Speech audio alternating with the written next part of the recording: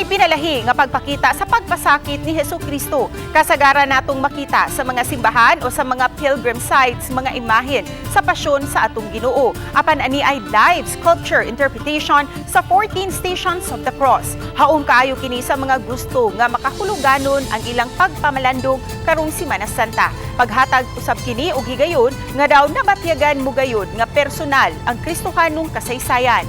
Ang living tableau gipasiugdahan sa Casa Gorordo Museum sa pakigalayon ug bendisyon sa Cebu Metropolitan Cathedral. Ang linawas nga paghinumdom sa pagpasakit ug kamatayon sa atong Ginoo gihatagan og kinabuhi sa grupo sa lokal nga mga theater artists dinhi sa Subo.